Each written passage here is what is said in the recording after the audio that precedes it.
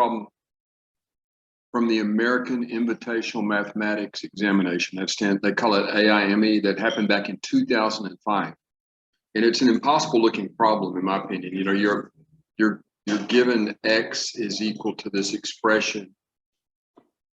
It's a quotient that depends on the square root of 5, the 4th root of 5, the 8th root of 5, and the 16th root of 5. And then that entire piece is equal to x, as you can read. And you're supposed to evaluate x plus 1 raised to the 48th power. When I first looked at it, it seemed impossible, and I realized the way these problems are designed, notice that 16 is a divisor of 48, 8, which is the index of the radical here, is a divisor of 48. 4, which is the index of this radical, is a divisor of 48. And of course, the square root of 5, the index is understood to be 2, which is a divisor of 48, right? And so that kind of begs for a substitution, because I don't know how you would directly do this. In the substitution I chose, I thought at first I tried the square root of 5, it didn't quite work out. But notice that if we pick a equal to 5 to the 1/16, you get exactly, in other words, at this point, it's kind of backwards the way I did it, but this one will line up with a plus 1, right? Now, just to see, again, it's kind of in reverse order the way I chose it. I just didn't feel like rewriting it.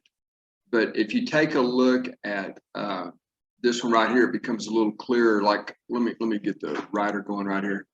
Like right here, for this choice right here, you would have, for a is equal to this, you would have right underneath this guy right here, 5 to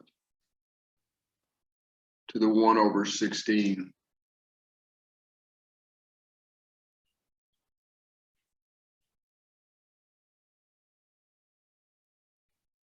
That is 5 to the 1/16 raised to the 2nd power. You see, that would be 5 to the 1/8. All right. So you see, that's how these things line up. By laws of exponents, y'all, sorry, that's supposed to be a 1/16. So 2 times 1/16 is 1/8. All right. And you would get this 5 to the 1/8 term. All right. So that's how it works. So it's a little confusing, but that substitution actually works just fine. And let me make that a little neater so she goes. That's 5 raised to the 1/16, right? And so this term would line up exactly with this term right here, 5 to the 1/8. And it's the same all the way across by properties of exponents. Okay, now, what happens here is you multiply out this expansion. If you multiply out these 4 binomial factors, you actually, there's nothing left out starting at a to the 15th. You see, you get a to the 8th times a to the 4th times a squared times a. That would give you the a to the 15th term. And then if you leave out this a, you would get a squared times a to the 4th times a to the 8th. That would give you the a to the 14th term. And nothing gets left out with these even powers. All right. Now, so far, so good. But this part I got stuck for a very, very long time until I realized that this entire expression right here is based on a well-known identity. That is, you can write down a to the 16th. Let me write it down here. And that was tough. I gave up on the problem for quite a while. So you have a to the 16th minus 1. All right. Now that equals to a minus 1. And this is kind of almost like a generalization of the difference of 2 squares. You have a minus 1, and then you'll have a to the 15th.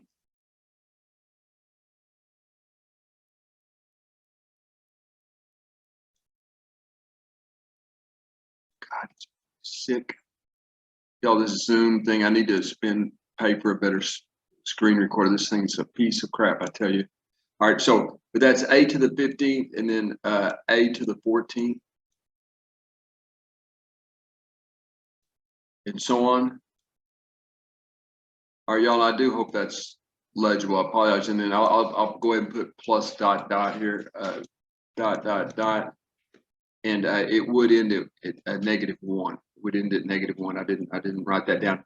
But y'all, this does read a to the 16th minus 1 equals to a minus 1 times, and you go down 1. This is 15, this is 14.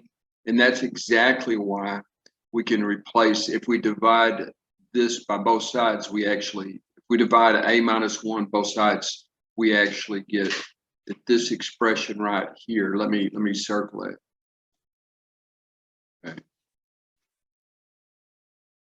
Okay. That guy right there is equal to this guy right here, which is kind of shocking. And again, I got stuck there forever and ever and ever. But just if this didn't make any sense what I was saying, this circle piece right here, by a special factoring property, I guess you would call it, or algebraic identity, this circled object happens to equal to this entire piece right here. And that's what really makes it fly, because when you invert and multiply right here, you get 4 times a minus 1 over a to the 16th minus 1.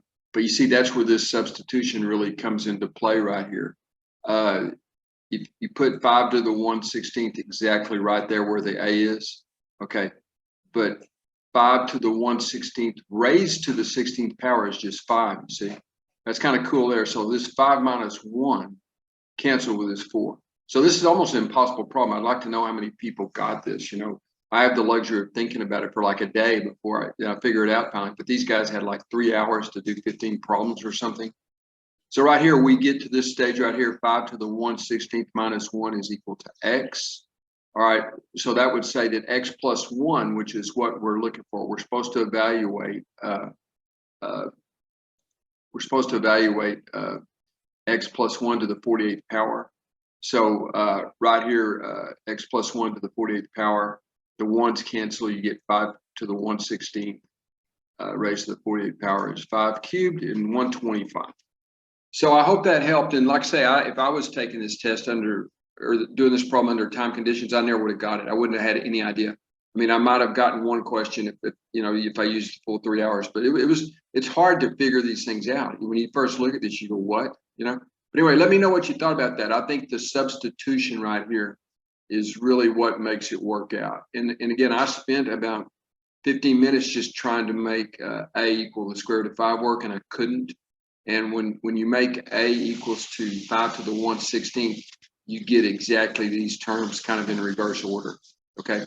And then the next hardest part, I guess, is realizing that a to the 16th minus 1 over a minus 1 is just equal to 1a squared all the way up to a to the 15th.